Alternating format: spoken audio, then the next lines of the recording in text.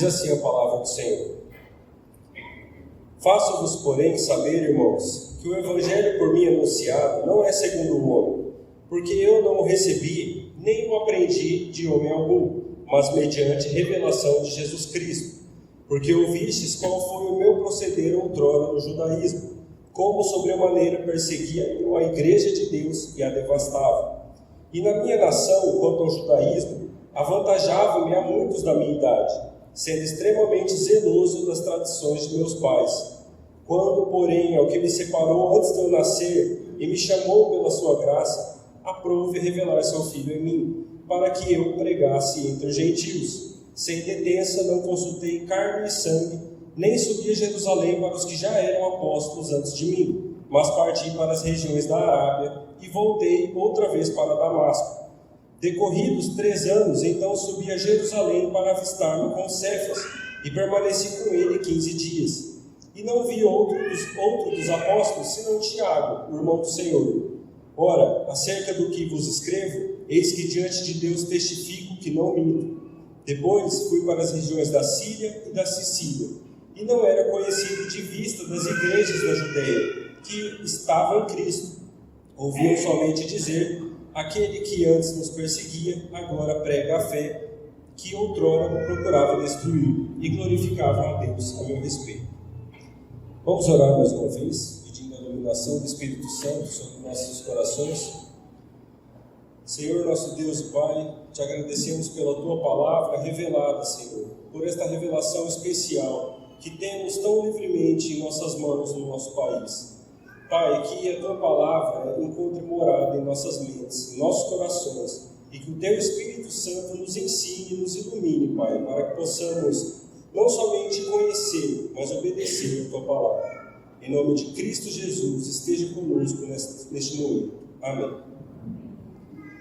Irmãos, fazendo uma breve recapitulação da Epístola aos Gálatas, Paulo escreveu essa epístola para resolver alguns problemas que estavam tendo nas igrejas da região da Galácia, que eram igrejas que haviam sido plantadas pelo próprio apóstolo Paulo em uma região gentílica, uma região fora de Israel.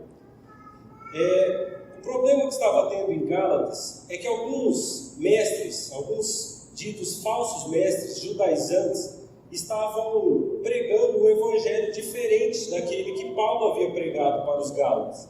Era um evangelho que enfatizava as obras da lei, que enfatizava a justificação não pela fé, mas sim pelas obras, pelo cumprimento da lei. E esses falsos mestres, eles não só estavam mudando o evangelho, pregando um evangelho diferente, mas para isso eles estavam descredibilizando o ministério do apóstolo Paulo, que era o apóstolo que tomava conta daquelas igrejas. Eles argumentavam que Paulo pregava um evangelho, uma mensagem mais fácil, que era uma mensagem para agradar as pessoas. E eles também diziam que Paulo era um apóstolo subordinado aos apóstolos originais, e que por isso, ao pregar um evangelho que seria mais facilitado para agradar as pessoas, ele estaria sendo um apóstolo dissidente dos apóstolos originais, que eram os apóstolos, os 12 que andaram com Cristo no seu ministério terreno. Eles estavam descredibilizando Paulo para descredibilizar a mensagem de Paulo, que era o evangelho que ele havia recebido de Cristo. Nos versículos de 1 a 5 do capítulo 1 de Gálatas, nós vemos que Paulo começa já a epístola de uma forma diferente das demais epístolas de Paulo que nós temos no Novo Testamento. Paulo saúda os irmãos de Gálatas, da Galácia, só que ele não elogia, ele não traz nenhum elogio aos irmãos daquelas igrejas, mas ele já começa com uma saudação, já expondo o sumário do verdadeiro evangelho de Jesus Cristo, já demonstrando uma certa insatisfação com os Gálatas. Dos versículos 6 a 10, nós vemos que Paulo diz aos Gálatas que eles não estão somente crendo diferente do Evangelho, eles não estão tendo uma mera opinião diferente do Evangelho pregado, mas ao ouvir e ao dar crédito aos falsos mestres, eles estavam abandonando a Jesus Cristo, que é aquele que chamou para a sua graça. E, além disso, Paulo também diz que eles deveriam considerar malditos todos aqueles que viessem pregar um evangelho diferente, nem que seja um apóstolo ou mesmo um anjo que viesse fazer isso. Todo evangelho é pregado diferente, que não seja o evangelho de Cristo, o evangelho da justificação pela fé, deve ser considerado maldito. Nessa passagem que nós lemos, Paulo vai se defender da acusação desses falsos mestres de que ele era um dissidente dos outros apóstolos e de que a mensagem que ele pregava era uma mensagem inventada por ele, inventada em sua cabeça para agradar as pessoas, onde ele disse que as pessoas não precisam fazer nada, que é só crer em Jesus Cristo. Isso seria uma mensagem muito fácil diante das obras da lei. Então, esse era o problema dos falsos mestres com o apóstolo Paulo. O ponto central que Paulo vai defender aqui, repetindo, é que o evangelho não vem dele. O que ele fala não vem dele, mas vem da boca do próprio Senhor Jesus Cristo. E para fazer isso, Paulo vai defender o seu ministério apostólico. E veja, Paulo não vai defender o seu ministério, não vai defender a sua pessoa e o seu trabalho meramente por uma questão de honra da sua imagem e da sua pessoa. Mas ele vai defender o seu evangelho porque o seu evangelho está intimamente ligado à pregação do evangelho que ele fazia. Porque atacando o ministério apostólico, atacavam a mensagem que Paulo pregava. Então o que está em jogo aqui não é a honra e a imagem de Paulo. Até porque Paulo, lendo o Novo Testamento, Paulo nunca se importou com isso. Mas o que está em jogo aqui é a verdade do Evangelho de Jesus Cristo, que é o Evangelho que não procede de homem algum, mas vem unicamente de Jesus Cristo. Esse texto vai nos ensinar que o Evangelho é plenamente confiável, que o Evangelho é verdadeiro, que o Evangelho da justificação pela fé não é uma invenção humana, não saiu da boca de homem algum ou de nenhum concílio humano, mas sim do próprio Deus. Até porque é uma mensagem antinatural para nós. Nós não poderíamos criar uma mensagem que diz que nós não podemos fazer nada. O ser humano não é assim. A natureza humana não é assim. E Paulo vai defender, então, esse ponto. Veja, Paulo começa a exposição do texto apresentando a proposição principal, nos versículos 11 e 12. Vamos ler. Faço-vos, porém, saber, irmãos, que o evangelho por mim anunciado não é segundo o homem, porque eu não o recebi, nem o aprendi de homem algum, mas mediante revelação de Jesus Cristo. Essa é a ideia central do texto que nós lemos. Esse é o ponto central da defesa do apóstolo Paulo. O evangelho que ele recebeu não é segundo o homem, mas é de Jesus Cristo. E para provar essa proposição, Paulo vai dividir a defesa em 3 argumentos, que são 3 partes de sua vida que demonstram que o que ele fala, o que ele pregava aos Gálatas, o evangelho que ele anunciava, não vinha dele. Paulo vai citar 3 situações de sua vida que provam esse argumento, essa defesa dele. Veja, o primeiro argumento que o apóstolo Paulo se utiliza, primeira divisão, é sobre a sua vida antes da sua conversão.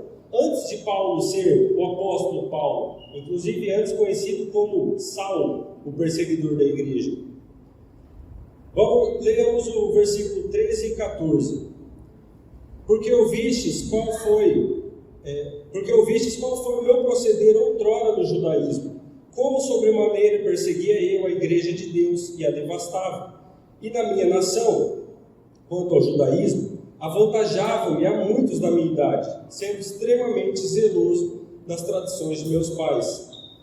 Essa é a primeira divisão do argumento. E Paulo trata nesse ponto sobre o seu passado no judaísmo, o seu passado antes de se tornar um cristão, relembrando aos Gálatas algo que eles já sabiam. Paulo fala, porque ouvistes qual foi o meu proceder outrora. Os Gálatas sabiam qual era o proceder de Paulo antigamente. E ele diz isso, que ele era extremamente zeloso nas tradições farisaicas. ele era extremamente zeloso ao judaísmo. Inclusive, ele era alguém que se sobressaía aos demais da sua idade. Paulo usa esse argumento da sua vida pregressa para, primeiramente, demonstrar que o evangelho que ele pregava naquele momento aos Gálatas, o evangelho da justificação pela fé, é algo totalmente contrário ao que ele defendia, ao que ele vivia e ao que ele era zeloso nas tradições farisaicas. Os irmãos se lembram que os fariseus, Jesus teve diversos embates com os fariseus no seu ministério terreno, porque os fariseus não somente eram apegados firmemente à lei, mas às tradições do seu povo, dos fariseus. A tradição oral era algo que imperava mais do que a própria lei de Moisés. Então Paulo fazia parte deste grupo que levava muito em consideração a lei e as tradições dos fariseus. Isso era um dos motivos pelos quais deixava claro que Paulo não era um impostor. Paulo não estava se passando por um apóstolo, ele não estava dividindo os apóstolos originais ao pregar a justificação pela fé. Mas ele sabia o que ele estava fazendo, e ele conhecia a tradição judaica e a tradição farisaica. A vida pregressa de Paulo também dá base para tudo que ele vai falar aos Gálatas no restante da carta. Veja, os Gálatas estavam tendo problemas ao darem ouvidos a mestres que falavam que eles tinham que cumprir a lei, que se circuncidar, que obedecer algumas leis cerimoniais, né? A lei de Moisés era exigida pelos falsos mestres. Mas Paulo fala que ele foi parte dos judeus, ele era um fariseu extremamente zeloso, então ele tem conhecimento de causa. Quando Paulo diz que a justificação não se dá pela lei, pelas obras da lei, Paulo sabe o que está falando, porque ele acreditava nessa lei. Ele era extremamente zeloso à lei e às tradições. Paulo, veja, na sua vida pregressa, em nome do seu zelo, participou do apedrejamento de Estevão, o primeiro mártir da igreja. Em Atos diz que Paulo assistiu e consentiu com a morte de Estevão. Paulo era alguém que perseguia cristãos, porque achavam, naquela época, os judeus viam os cristãos como uma seita herética do judaísmo. E Paulo perseguia esses cristãos. Paulo ajudava a prender e a levar a julgamento esses irmãos. Somente uma ação divina e sobrenatural poderia tirar Paulo dessa posição que ele estava, como um fariseu, extremamente ortodoxo nas suas tradições, para um pregador do Evangelho da justificação pela fé, que o justificou diante de Deus e que o trouxe a salvação. Por isso, o Evangelho não poderia vir do apóstolo Paulo. O segundo argumento que Paulo utiliza em sua defesa está no versículo 15 e na metade do versículo 16.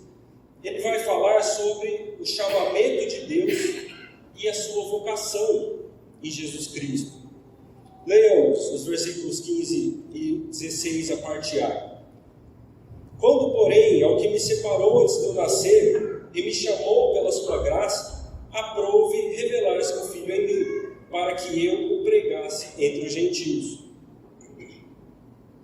Essa frase do apóstolo Paulo ecoa muito claramente a frase do profeta Jeremias, no capítulo 1, versículo 5 do livro do profeta Jeremias.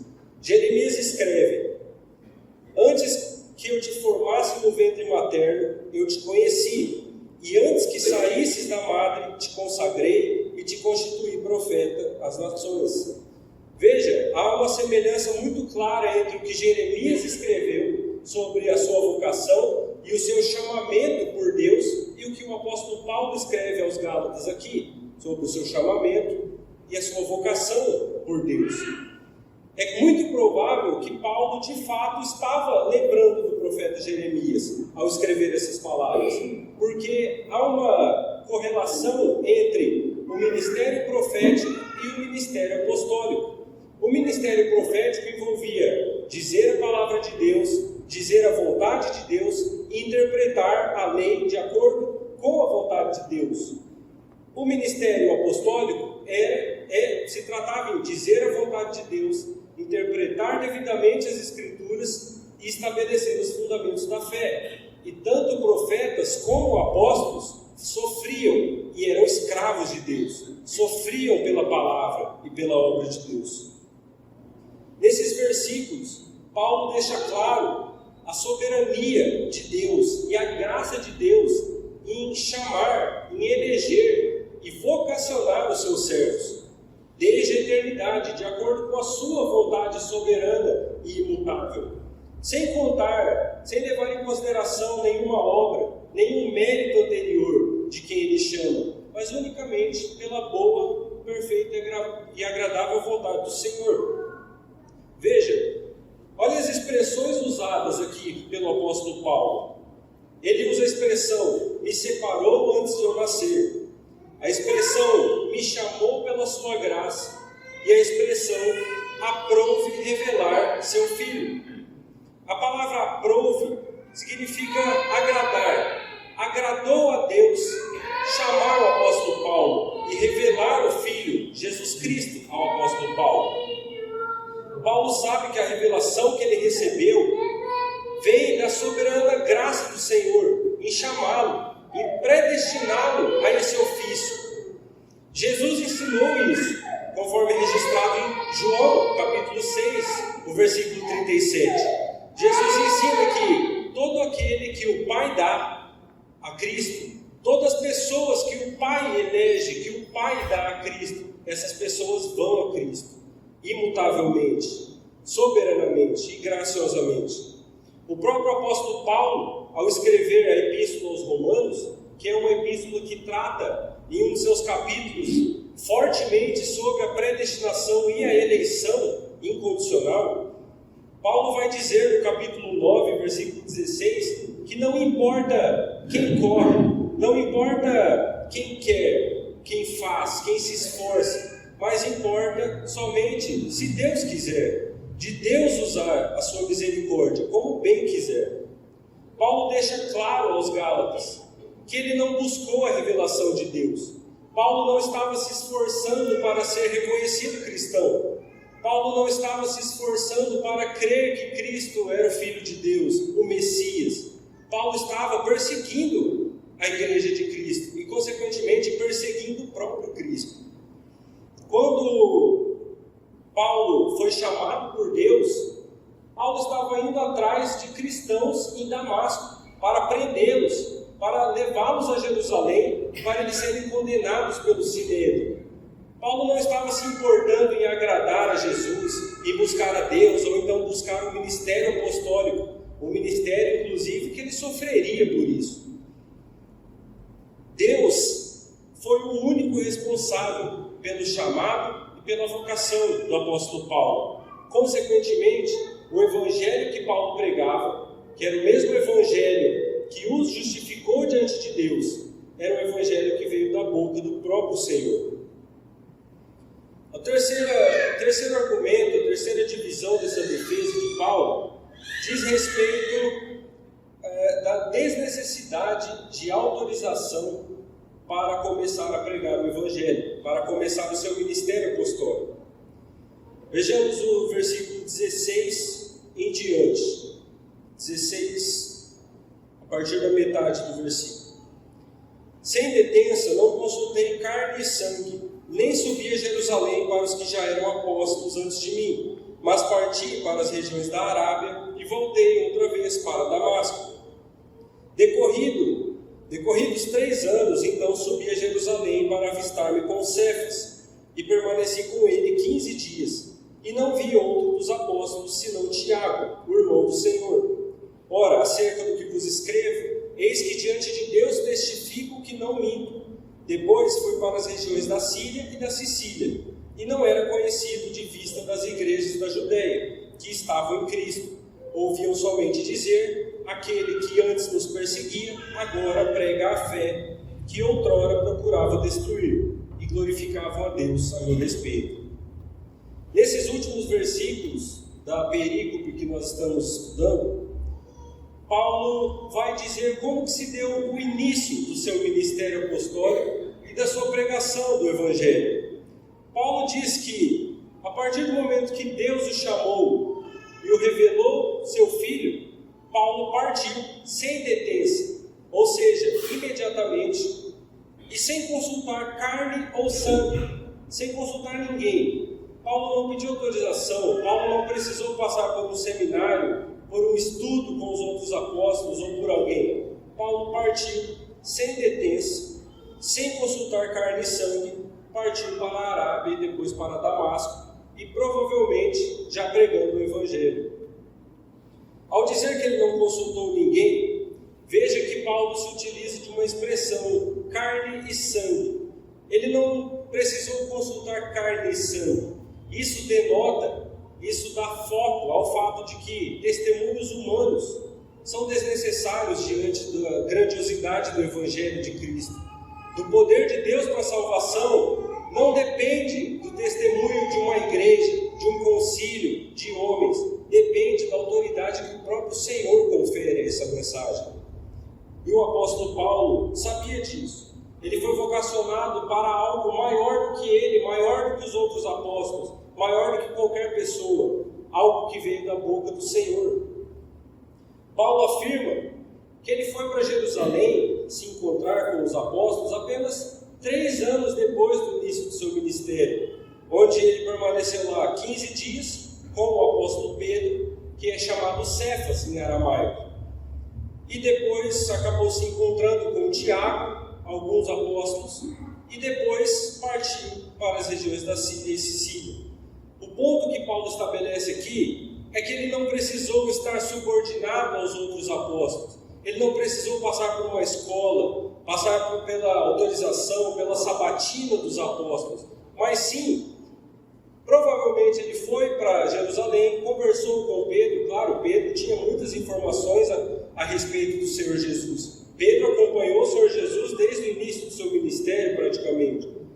Mas o texto, Paulo quer estabelecer aqui que ele não precisou de autorização, ele não precisou de uma carta de recomendação dos apóstolos, porque ele foi vocacionado apóstolo pelo Senhor Jesus Cristo, não por testemunhos humanos. O ministério e a pregação de Paulo foram recebidos de Deus e logo foram colocados em prática. Paulo vai dizer até que as igrejas da Judéia, as igrejas da região em torno de Jerusalém, nem sequer conheciam de vista. Sabiam apenas que havia um antigo perseguidor da igreja que agora pregava o Evangelho que anteriormente buscava destruir. E eles glorificavam a Deus por causa da vida de Paulo. Veja a seriedade que Paulo trata esse assunto, a defesa do seu ministério e a defesa da verdade do Evangelho. Paulo aqui vai fazer um juramento diante de Deus. Paulo vai escrever no versículo 20: ora, acerca do que vos escrevo, eis que diante de Deus testifico que não minto. Irmãos, o juramento, conforme ensina a nossa confissão de fé de Westminster, o juramento, quando lícito, é você chamar a Deus como testemunha do que você está afirmando. E não somente isso, você chama a Deus como testemunha da sua afirmação e você chama a Deus para julgamento da sua afirmação. Então Deus é testemunha daquilo que Paulo estava falando. E Deus julgaria o apóstolo Paulo se fosse mentira o que ele estivesse dizendo. Mas Paulo afirma, ele não mente, ele está falando a verdade. Veja, irmãos, parece que nesse texto o apóstolo Paulo está meramente defendendo o seu trabalho, o seu ministério, o seu apostolado. Parece que ele está se justificando aos Gálatas diante de críticas que estão sendo feitas a ele. Parece que o apóstolo Paulo está querendo somente se defender a sua honra e a sua imagem. Mas não é esse o objetivo de Paulo. Até porque, em Atos, Paulo vai dizer, se não me engano, Atos, não vou lembrar o capítulo, mas Paulo vai dizer que ele não considera a vida dele preciosa em nada. Para ele o que importa é cumprir o que Deus colocou nas mãos dele, que é pregar o Evangelho. Pregação do Evangelho, esse era a vocação do apóstolo Paulo. É para isso que ele defendia o seu ministério apostólico. Paulo usa essa proporção da epístola para falar disso, para defender o seu ministério, porque o seu ministério era a base pelas quais os falsos mestres atacavam o evangelho da justificação pela fé, pois eles queriam trazer de volta as práticas judaicas, obedecimento de leis, observância de ritos, da circuncisão, mas estavam abandonando a Cristo. Ao darem atenção às obras da lei, estavam deixando Cristo de lado, aquele que o havia justificado pela fé. Diante disso, como lemos no texto, Paulo vai dizer que na sua vida pregressa, em seu passado, não havia nada que levasse a essa conclusão, de que ele estava enganando ou pregando uma mensagem enganosa. Da mesma forma, o chamado e a vocação de Paulo também não dão indícios de que a mensagem que ele pregava era uma mensagem falsa. E Paulo também, ao dizer do começo do seu ministério, vai deixar claro que não há nada no começo do seu ministério que implique em dizer que o evangelho que ele pregava era falso, era um evangelho facilitado e que ele era um apóstolo impostor. Ou seja, os Gálatas podiam ter plena certeza da confiabilidade do evangelho que Paulo pregava, que era o evangelho que o próprio Jesus Cristo tinha dado ao apóstolo Paulo. Portanto, era confiável e verdadeiro. Irmãos, e o que esse texto nos ensina hoje? Nós que já não conseguimos seguir os Gálatas no Instagram, não conhecemos suas igrejas, suas regiões, seu estilo de vida, o que nós podemos aprender desse texto, dessa porção de texto das Escrituras? Tem algumas considerações muito importantes para nós hoje. Primeiro, nossa vida em Cristo, nossa nova vida em Cristo, é a prova de que o Evangelho não procede de nós e não procede do homem, mas procede unicamente de Deus. Irmãos, quem era o apóstolo Paulo antes de se tornar apóstolo? Quem era Paulo antes de ser chamado apóstolo dos gentios? O homem que praticamente escreveu quase que o nosso Novo Testamento inteiro. Quem era Paulo? Paulo era um inimigo declarado de Deus. Paulo era alguém que perseguia a igreja de Deus, perseguia a Cristo, encarcerando os irmãos, encarcerando os cristãos, matando os cristãos. E quem éramos nós, irmãos, antes de sermos parte do povo de Deus? Quantos males já não fizemos? Quantos pecados já não cometemos? Quem nós éramos na nossa vida pregressa? Mas hoje, o Deus que tanto viu nossos pecados e nos acompanha desde que nós nascemos, hoje nós somos chamados filhos de Deus, somos parte do seu povo, somos justificados, somos nova criatura, nossa mente, nosso coração é diferente, nós somos transformados, como o apóstolo Paulo foi. Nós podemos testificar, olhando para a nossa vida, olhando para a vida de irmãos que nós conhecemos suas histórias pregressas e quem eles são hoje. Nós sabemos que o Evangelho de Jesus Cristo é poder de Deus para a salvação. Assim como salvou o apóstolo Paulo, assim como justificou o apóstolo Paulo, sem nenhum mérito diante de Deus. Paulo não poderia chegar para Deus e dizer: mas Deus, eu era zeloso em sua lei, eu era zeloso às tuas leis, Senhor. Isso não importa para Deus, porque a melhor das nossas obras, Isaías vai dizer que são trapos de imundícia. Nossas melhores obras estão sujas pelo pecado. E veja, o único que pode nos justificar, nos levar diante de Deus e nos dar o título de filhos, onde nós herdamos tudo com Ele, é Jesus Cristo, mediante o Evangelho. O mundo, irmãos, pode dizer que o Evangelho é inventado, que Jesus Cristo é uma figura histórica que foi muito importante, que a Bíblia foi criada pela Igreja Católica, pelos padres que selecionaram suas porções. Eles podem dizer que a religião cristã é uma invenção do imperador romano, como dizem por aí, que a religião cristã nasceu porque o Império Romano se tornou cristão. O mundo vai dizer muitas coisas a respeito da nossa fé, mas só quem experimentou o chamado soberano de Cristo pode testificar que esse Evangelho não vem de testemunho humano, Esse Evangelho vem da boca do Senhor, que criou os céus e a terra, e que nos criou, e que nos elegeu nele antes da fundação do mundo. O Evangelho é o poder de Deus, que ressuscita mortos em pecado. A mesma ação divina que foi necessária para o apóstolo Paulo se tornar um crente, para o apóstolo Paulo deixar de ser um inimigo e se tornar um servo de Deus, foi a mesma ação necessária que nos tornou servos de Deus, que quebrou nosso coração, nos deu uma nova mentalidade, e hoje nós estamos aqui, crendo que Cristo é Senhor. Segunda coisa, irmãos, que nós podemos aprender desse texto: o chamado de Deus não depende de nós, a vocação que Deus nos dá não depende de quem nós somos ou que nós temos, mas depende da vontade soberana e eterna de Deus. Veja, a nossa vocação, o nosso chamado, de novo, quem éramos nós antes dessa vocação e desse chamado? Quem era Paulo antes de ser chamado apóstolo? Nós não tínhamos nada, Paulo não tinha nada, mesmo sendo quem ele era, mesmo Paulo sendo um inimigo declarado, agradou a Deus chamá-lo, agradou a Deus chamar Paulo, agradou a Deus chamar eu e você para fazermos parte do seu povo, pela vontade dele, não por nada que nós temos ou que nós somos, não é nossa personalidade. Deus não olhou para nós no futuro, antes da eternidade passada. Deus não olhou para nós e falou: o fulano vai fazer uma boa ação no dia tal e tal, então ele é uma boa pessoa para eu chamá-lo. Deus chamou homens que eram pecadores, por natureza, homens que não tinham nada e que não fariam nada se não fosse Jesus Cristo. Nós não somos dignos, irmãos. Por natureza, nós não merecemos nada a não ser a condenação eterna, porque nós estávamos de costas para Deus, nós éramos inimigos de Deus, mas hoje somos teu povo. Antes de nascermos, antes de termos feito o bem ou o mal, Deus já nos conhecia.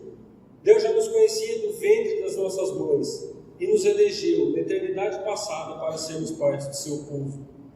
Assim como a história de Esaú e Jacó, veja, quem era Esaú e Jacó antes de nascer? Eles não haviam feito nada, eles não haviam nascido, mas Deus já havia escolhido Jacó. Esaú era o primogênito, Esaú era um homem mais forte, mais preparado, um homem caçador. Tenho certeza que todos aqui, se fossem escolher alguém para ser representante de algo, escolheriam o mais forte, o mais habilidoso, mas Deus escolheu Jacó. Aprove a Deus escolher Jacó. E aprove a Deus escolher cada um de nós, independente de quem nós somos ou éramos, ou que nós poderíamos dar a Deus.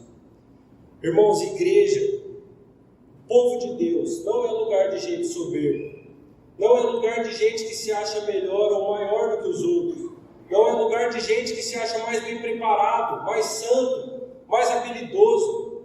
A igreja é lugar de homens e mulheres pecadores, que são pecadores e que sem Cristo não são nada, que reconhecem que não são nada, que tudo que há de bom vem de Cristo, vem de seu Espírito, da sua presença em nossas vidas.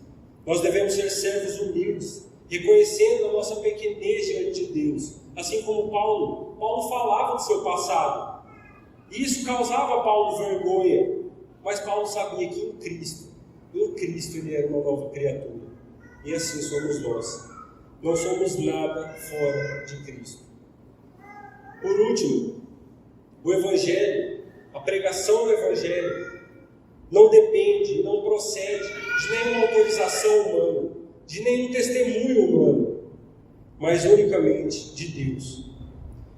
Veja, o ministério apostólico de Paulo e a pregação do Evangelho que ele realizava não dependeu da aprovação dos apóstolos, não dependeu da aprovação dos homens, ou do Sinédrio, ou de seja lá quem for. Paulo só precisou ouvir da boca de Jesus Cristo que ele era agora nova criatura, que agora ele era um apóstolo, que agora ele era vocacionado a pregar o Evangelho que ele perseguia. Veja, hoje, até hoje a Igreja Católica Romana, por exemplo, coloca debaixo da autoridade dos concílios e da sua igreja o Evangelho, as Escrituras. A palavra de Deus, eles afirmam que só tem autoridade porque a igreja confere autoridade. Porque o Papa, os padres, o concílio deles confere autoridade à palavra e por isso podemos confiar na palavra. Eles colocam a palavra embaixo do testemunho humano, embaixo de carne e sangue. Até hoje também evangélicos ligados ao neopentecostalismo, que acreditam que existem apóstolos até hoje, sempre tem a revelação de Deus baseada no que o apóstolo diz, no que o apóstolo recebe. É o apóstolo que interpreta devidamente a revelação de Deus, é o apóstolo que sabe. Veja, novamente colocam o testemunho do Evangelho da palavra de Deus debaixo de um homem. Mas são instituições humanas que vêm de homens que são carne e sangue, de homens que não são nada, que são finitos, de homens que são como poeira diante de Deus. Homens, por mais santos, confiáveis, entendidos e estudados, por mais perfeitos que possam parecer diante de nós, eles são carne e sangue, são frágeis, são mutáveis, são finitos, são imperfeitos e pecadores. Paulo deixa claro que o seu ministério, o Evangelho de Cristo, vem do próprio Deus, que é eterno, é imutável, é perfeito, não vem de homem. Nem mesmo os apóstolos mais antigos, os apóstolos que haviam andado com o próprio Senhor, eles não precisaram dar nenhuma autorização ou nenhuma carta de aprovação ao apóstolo Paulo. Paulo nem mesmo precisou aprender com eles, porque Paulo já aprendia de Cristo. Irmãos, o Evangelho que nós cremos e que nós pregamos, o Evangelho que toma a nossa vida, o Evangelho que muda o nosso entendimento, ele não vem de nenhuma denominação. Ele não vem da nossa denominação. Ele não vem do pastor fulano ou do ciclano, que são muito influentes e inteligentes. O Evangelho que nós cremos não vem de concílios ou de confissões, mas vem do Deus Criador de todas as coisas, do Deus que criou os céus e a terra, do Deus que conhece nós desde o nosso nascimento. Isso nos deve dar intrepidez, coragem, confiança para viver o Evangelho, para confiar nessa mensagem, para entregar nossa vida a essa mensagem, porque nós sabemos que não é algo que vem do homem. Nós já estamos há 2000 anos pregando essa verdade. Já tentaram nos parar, já tentaram derrubar os cristãos, mas nunca conseguiram e não vão conseguir, porque a promessa de Cristo é que as portas do inferno não prevalecerão contra a igreja. Então nós podemos confiar que o Evangelho é o poder de Deus para a salvação de todo aquele que crê. Paulo acreditava nisso, porque Paulo foi alcançado por ele. Paulo sabia que o Evangelho era um poder tão grande que transformou a si mesmo, que era um pecador inimigo, morto em pecado, em um pregador do Evangelho. Irmãos, que esse texto nos estimule a confiar cada vez mais na mensagem que nos é pregada todas as semanas, todos os dias quando lemos a nossa Bíblia. Irmãos, nós temos que confiar nessa verdade, porque essa é a única verdade que importa, é a verdade que vem de Deus. Nós vivemos num mundo que é uma loucura de ideologias e mensagens e soluções humanas apresentadas, mas todas elas são falhas. O mundo tem falhado em suas soluções desde o início, mas Cristo nos dá a mensagem final. Deus nos dá a verdade que vem da boca dele, a verdade que é confiável e que nos transforma, como transformou o apóstolo Paulo. Que nós possamos levar isso em altíssima consideração, porque não procede de nenhum homem, procede de Deus.